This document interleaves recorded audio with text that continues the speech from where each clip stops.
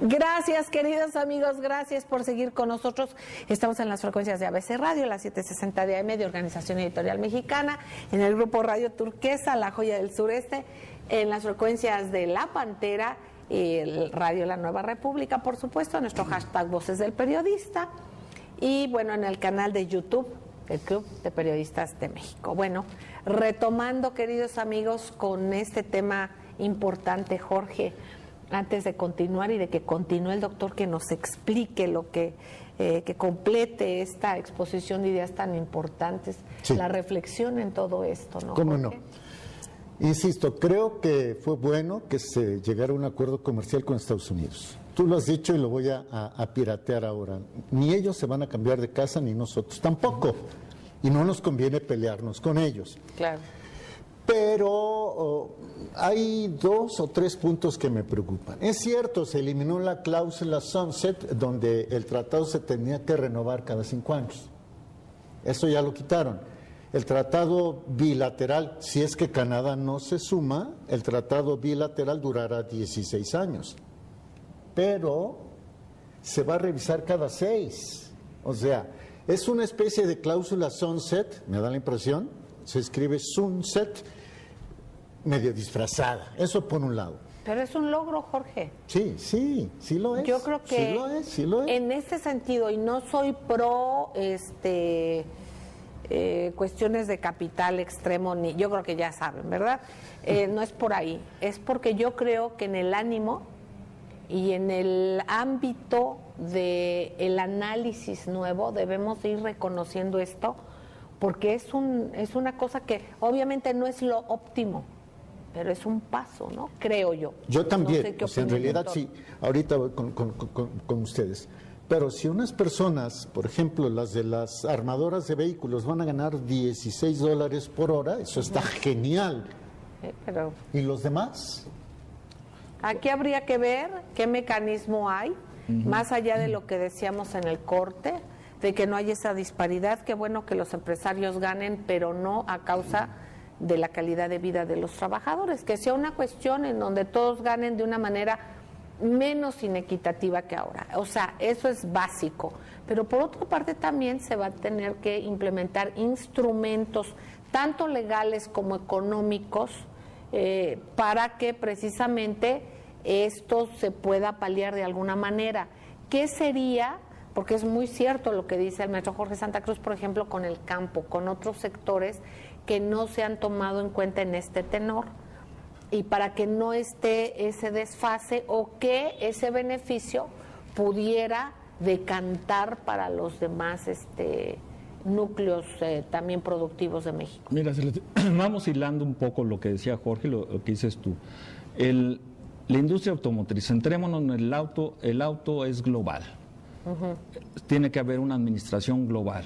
Si en México te van a subir los costos laborales, lo van a tener que resolver de manera global. Pero en México, desafortunadamente, el automóvil, por decir algo, el Volkswagen, con alumnos que tengo que vienen de la industria automotriz, me dicen: maestro, ¿sabe cuánto vale un Volkswagen a costo de producción? 30,000 pesos.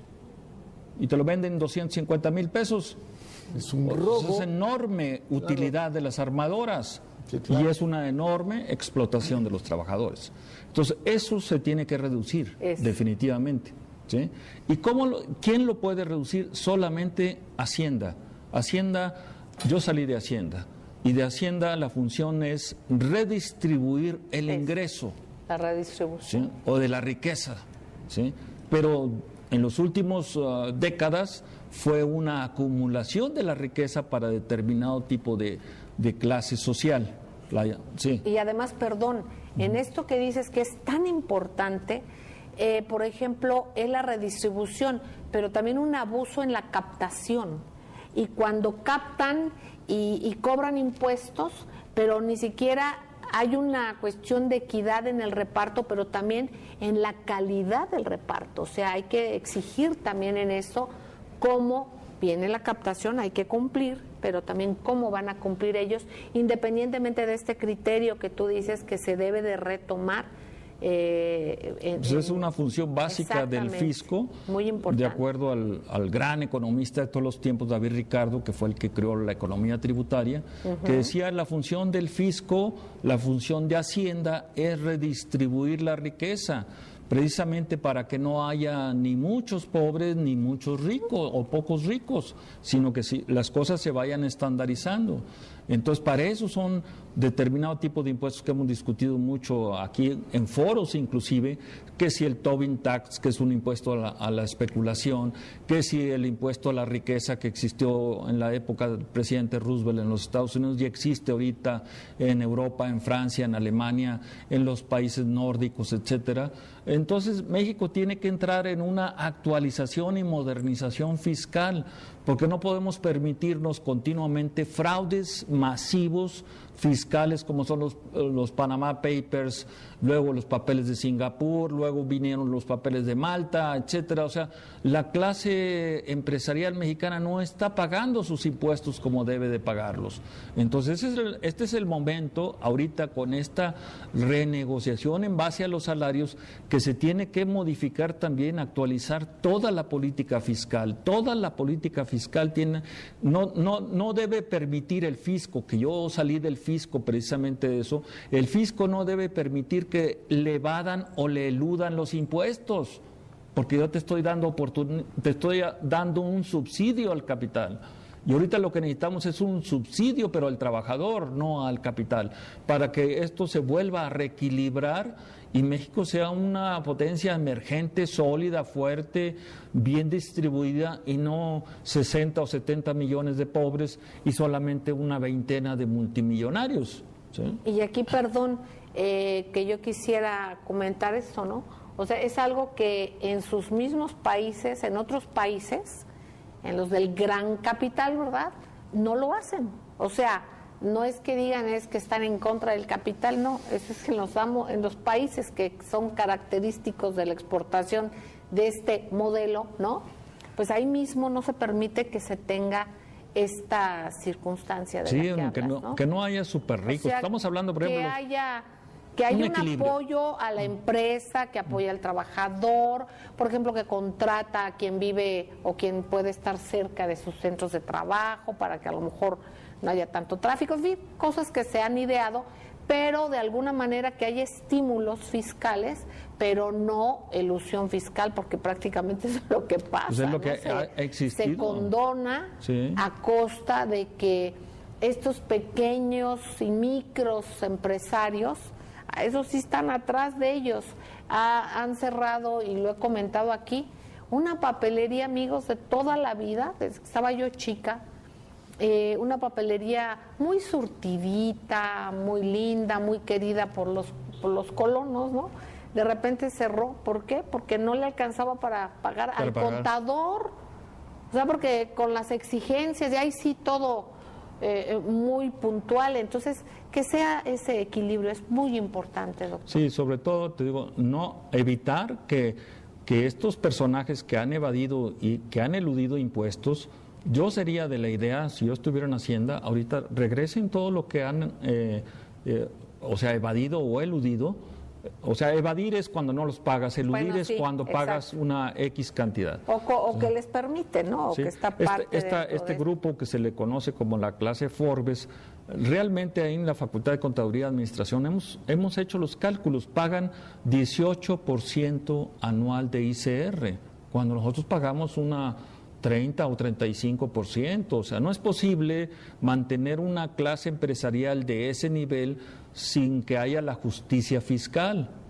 Y la justicia fiscal tiene que entrar no solamente a nivel de las familias, sino a nivel del país, Celeste, porque el país también necesita una convención nacional tributaria para decir ahorita, yo recuerdo ahorita el caso de Chihuahua, donde el gobernador tuvo que hacer hasta una marcha desde Chihuahua al DF para que le pagaran, le entregaran las participaciones federales. Entonces, no es posible tener este desequilibrio entre las clases sociales y desequilibrio entre la nación. Doctor, y hay una situación que nos has compartido. Por ejemplo, hay empresas que en vez de pagar que no son mexicanas, y que en vez de pagar los impuestos en México, los pagan en sus países.